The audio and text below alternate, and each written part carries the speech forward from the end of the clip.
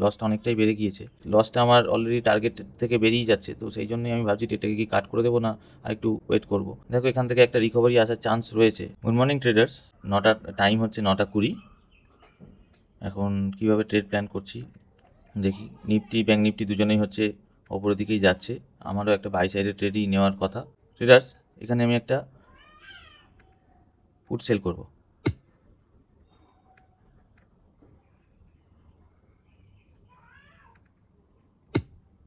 ট্রেডটা execute হয়ে গেছে।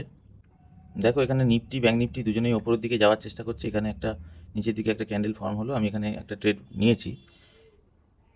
Already একটা লসই দেখাচ্ছে। ট্রেডার্স, কী গ্রাউন্ডে আমি ট্রেডটা নিলাম সেল সাইডে সেটা একটু দেখো। লসটা অনেকটাই বেড়ে গিয়েছে। তো আমি যেটা ভাবছিলাম, অলরেডি কালকে হচ্ছে একটা বড় সেলিং সাইডে এসেছে মার্কেট। তো মার্কেট দেখো ক্লোজ করেছে 56,970, মানে 57,000-এর নিচে ক্লোজ করেছে। তো যারা সেল সাইডে বসেছিল তারা একটা কনফিডেন্স পেয়েছে যে মার্কেট ডাউন সাইডে যেতে পারে, কিন্তু নিচের দিকে কিন্তু সেরকম কোনো স্টপ লস বাইং সাইডে অ্যাভেলেবেল নেই। যা স্টপ লস অ্যাভেলেবেল রয়েছে সেটা হচ্ছে সেলিং সাইডে ওপরের দিকে। সেই গ্রাউন্ডে আমি হচ্ছে এখানে ট্রেডটা নিয়েছি। দেখো নিফটির ক্ষেত্রেও একই জিনিস। নিফটি আজকে গ্যাপ আপ হয়েছে ঠিকই। নিফটি এই সব রেঞ্জে যারা সেল করেছে, এই সব রেঞ্জে, তো তারা হচ্ছে এখানে সেল করে রেখেছে। তো এখানে এখন একটা বড় সেলিং সাইডের ক্যান্ডেল আসছে। তো আমাকে দেখতে হবে যে লসটা প্রচুর বড় না হয়ে যায়। অলরেডি অনেকটাই বড় লস আমাকে দেখাচ্ছে, 3,000 টাকার কাছাকাছি।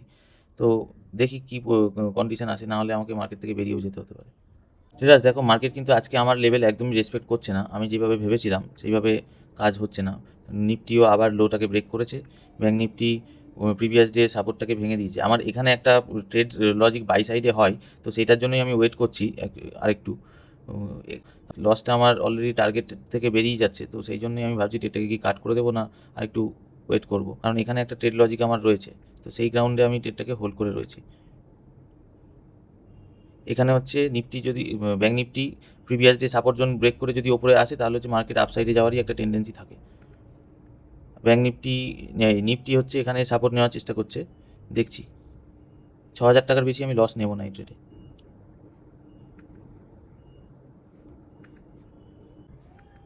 ট্রেডটা একটু ভুল টাইমেই আমি এক্সিকিউট করে ফেলেছি। যাই হোক, ভুল তো হবেই, মার্কেটে কাজ করতে গেলে ভুল হবেই, ভয় পেলে চলবে না। দেখো এখান থেকে একটা রিকভারি আসার চান্স রয়েছে, সেই জন্যই আমি হোল্ড করে রেখেছি। নিফটিতে রিকভারিটা আসছে, ব্যাঙ্ক নিফটিতে দুজনেই ব্রেকডাউন করেছে, মানে এখান থেকে রিকভারি এসে দুজনেরই আপসাইডেরই যাওয়া উচিত। কারণ দুজনেই যখন ব্রেকডাউন করছে, এখানে সেলিং সাইডে লোকজন হচ্ছে রিটেলাররা সেল করবে, তাই জন্য হচ্ছে এখানে যারা বড় বড় মানে এফআইআইডিআই যারা রয়েছে তারা হচ্ছে এখানে বাই করে হচ্ছে মার্কেটটাকে ওপরে নিয়ে যেতেই চেষ্টা করবে। সেই গ্রাউন্ডে যদি আমার ট্রেডটা বেঁচে যায়, আদারওয়াইজ স্টপ লস কিন্তু আমার হিট হয়ে গেছে। সেই মানে কাছাকাছি আমি রয়েছি, একদম লস লিমিটের কাছাকাছিই রয়েছি।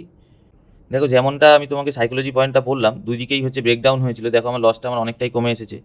ব্যাঙ্ক নিফটি অলমোস্ট 100 পয়েন্টের কাছাকাছি রিকভারি করে নিল উইদিন ফ্র্যাকশন অফ মানে 1-2 মিনিটস। দেখো অনেকটাই রিকভারি হয়েছে। এখান থেকে যদি মার্কেট মানে ডে হাই ব্রেক করে, আমি আশা করি আমার টার্গেটটা বুক করে নিতে পারবো। দেখি কতটা রিকভারি করতে পারে। আবার যদি রিটার্ন নিচের দিকে চলে আসে, তাহলে হচ্ছে নিফটি অতটা রিকভারি করতে পারেনি, ব্যাঙ্ক নিফটি যতটা করেছে। যদি আবার নিচের দিকে চলে আসে, তাহলে আমাকে লস বুক করে বেরিয়ে যেতে হবে। Traders, Nifty bank Nifty both are back to pavilion. দেখো আমি আবার প্রফিটে চলে এসেছি। একটা অনেক বড় লস দেখার পর হচ্ছে প্রফিটে চলে এসেছি। ট্রেডার্স, আমি বাই সাইডে আছি ঠিকই, কিন্তু হচ্ছে প্রাইস অ্যাকশন দেখে খুব একটা কনফিডেন্স পাচ্ছি না এখন। এখানে যেভাবে হচ্ছে আবার সেলিং আসছে, এটা খুব স্বাভাবিক। কারণ ব্যাঙ্ক নিফটি এখান থেকে মোমেন্টাম করে যখন 150 পয়েন্টের মোমেন্টাম করে দিল উইদিন এ সেকেন্ড, তো একটু টাইম লাগা স্বাভাবিক। কারণ এখানে নতুন আবার সেলারদের অ্যাড করতে হবে, দিয়ে হচ্ছে যদি যায় আপসাইডে যাবে। তো আমি তো ভবিষ্যৎবাণী তো করতে পারবো না, যেটা করতে পারি সেটাকে হচ্ছে ট্রেড ম্যানেজমেন্ট। তো এখান থেকে যদি এবার নিচের দিকে আসে, তাহলে কিন্তু আরও নিচে যেতে পারে। তো সেই জায়গায় হচ্ছে আমাকে পজিশনটা কাট করে নিতে হবে। আর যদি এখান থেকে ওপরের দিকে যায়, তাহলে হচ্ছে আমাকে পজিটিভলি যেভাবে সাইকোলজি কাজ করছে, যেভাবে প্রাইস অ্যাকশন বিল্ড আপ হচ্ছে, সেইভাবে হচ্ছে আমাকে ট্রেডটাকে ধরে এগোতে হবে। আমি যেটা টার্গেট এক্সপেক্ট করছি, এই মোটামুটি হচ্ছে 57,200-এর যে লেভেলটা, মানে এই সব রিজনে যেসব স্টপ লসগুলো সব পড়ে রয়েছে, সেইগুলোকে হচ্ছে আমি হিট করে আমি হচ্ছে প্রফিটটাকে বুক করার মানে ভাবনায় রয়েছি। এবার মার্কেট যদি সেইভাবে মুভ করে তাহলে ঠিক আছে, আদারওয়াইজ আমাকে হচ্ছে নিচের দিকে এই রকম লেভেলে আবার এলে আমাকে স্টপ লস বুক করে বেরিয়ে যেতে হবে। ট্রেডার্স, প্রথমবার হচ্ছে আজকের দিনে প্রফিটটা ঠিকঠাক জায়গায় একটা এসেছে। তার আগে পর্যন্ত তো প্রফিটের মুখই দেখিনি। প্রথমেই বড় একটা লসের মুখ দেখেছি। এখান থেকে আবার নিচের দিকে আসতে পারে, কারণ এখানে একটা ডে হাইয়ের ক্যান্ডেল রয়েছে। তো সেখান থেকে যদি না আসে খুবই ভালো হয়। আমার যদি একবারে মানে যত সেলার রয়েছে তাদের স্টপ লস যদি হিট হতে থাকে, তাহলে দেখো ভালো একটা মোমেন্টাম উপরের দিকে আসছে। নিফটির চার্টটাও আমি দেখে নাও, নিফটি এখনও ডে হাই ক্রস করতে পারেনি, কিন্তু আমার এখন প্রফিট 3000 টাকার কাছাকাছি চলছে। তো যেভাবে আমি বললাম যে সেলারদের এখানে প্রচুর স্টপ লস থাকতে পারে, সেই গ্রাউন্ডেই হচ্ছে এখানে কিন্তু স্টপ লস হিট করতে করতে ব্যাঙ্ক নিফটি এখানে একবারে এতটা একটা বড় একটা মোমেন্টাম করতে পারছে। দেখো অপশানের চার্ট দেখলে দেখো কীভাবে হচ্ছে অপশানের চার্টটা পড়ছে, যত নিচে পড়বে তত আমার প্রফিটটা হবে। তো আমি দেখি এখানে কীভাবে হচ্ছে আরেকটু যদি মোমেন্টাম পাই, আমি 57,200 পর্যন্ত মিনিমাম আমি তো চেষ্টা করব বুক করার। দেখো নিফটি ভালোই হচ্ছে মোমেন্টাম দিচ্ছে ওপরের সাইডে, ব্যাঙ্ক নিফটিও দিচ্ছে। এখন আমার প্রফিটের কাছাকাছি এসেও হচ্ছে, এখান থেকে ঘুরে গেছে। আমি 670-তে টার্গেটটা আবার সেট করলাম। দেখি এর কাছাকাছি এসে আর মোমেন্টাম এক্সপেক্ট করার চান্স নেই। দেখি কন্টিনিউয়েশন ক্যান্ডেলে যদি পাওয়া যায় কিছু, আদারওয়াইজ লসকে তো সবাই ভয় পায়, কিন্তু যতটা লস কম ভয় পাওয়ানো যায় ততই ভালো আমাদের জন্য। একটা ভালো প্রফিট অনেকক্ষণ লস দেখার পর দেখতে পেয়েছি। কী লজিকে নিয়েছি সেটা আমি অলরেডি বলেছি, আরেকবার আমি এক্সপ্লেন করে দেবো ট্রেডটা কমপ্লিটের পরে।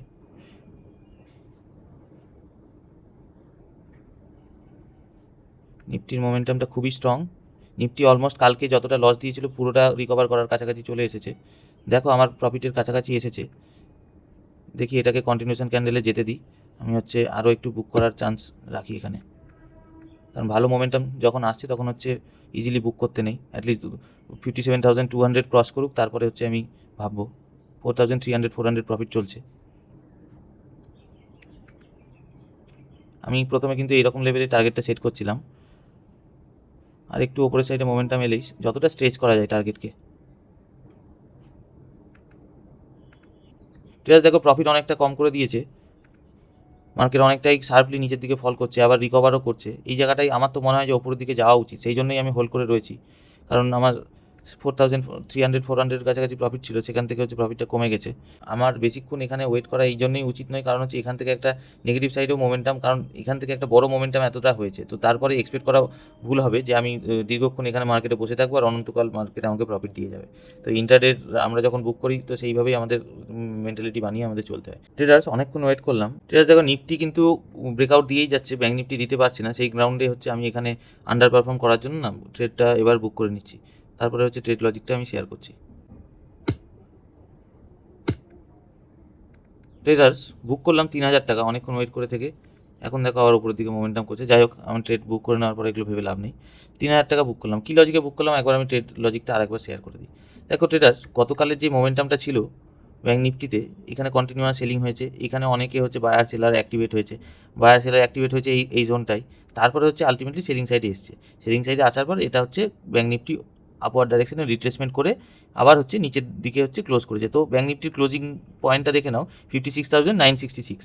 তো ব্যাঙ্ক নিফটি 57,000-এর নিচে ক্লোজ করেছে, মানে হচ্ছে যারা সেলার এখানে হোল্ড করে রেখেছে, প্রফিট দেখার পর আবার কমেছিল, তো যারা হোল্ড করে রেখেছে তারা কিন্তু ট্রেডটাকে হোল্ড করে রাখবে। ঠিক আছে, তো আজকে আমি সেই লজিকে হচ্ছে এখান থেকে একটা পজিশনটা হতে পারে ভুল হয়েছে, আমি সেই লজিকে এখান থেকে হচ্ছে ব্যাঙ্ক নিফটি যখন দেখলাম যে ওপরের দিকে মোমেন্টাম করছে, তখন আমি হচ্ছে এই যারা সেলার রয়েছে তাদের টার্গেট করার জন্য আমি হচ্ছে এখানে হচ্ছে একটা বাই সাইডে ট্রেড নিয়েছি।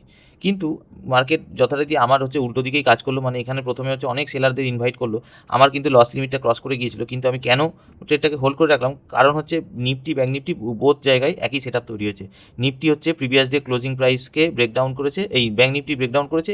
এখানে নিফটি চার্ট দেখো, নিফটিও কিন্তু প্রিভিয়াস ডে ক্লোজিং প্রাইসকে ব্রেকডাউন করেছে। তারপরে হচ্ছে যখনই আমার আপওয়ার্ড মোমেন্টাম এসেছে, আমি কনফিডেন্স পেয়ে গেছি ট্রেডটাকে ধরে রাখার জন্য। বড় একটা লস থেকে হচ্ছে আমার হচ্ছে প্রথমে হচ্ছে আমাকে লসটা কভার করতে হলো, তারপর হচ্ছে আমাকে প্রফিটটা দেখতে হলো। তো প্রফিট আমি হচ্ছে অনেকটাই দেখেছিলাম, কিন্তু আমি সেই পয়েন্টে বুক করিনি, কারণ আমার আজকে যেই পরিমাণ লস দেখেছি সেই পরিমাণ লসটাকেও আমি কভার করতে পারিনি। মানে অ্যাটলিস্ট আমি কেন নিয়েছি সেটার কারণ হচ্ছে আমি বিগত কয়েকদিন ধরে হচ্ছে আমি কনজিকিউটিভ উইনিং ট্রেডেই থাকছি, তাই জন্য হচ্ছে আমার লস নেওয়ার ক্যাপাসিটিটা একটু বেশিই ছিল আজকে।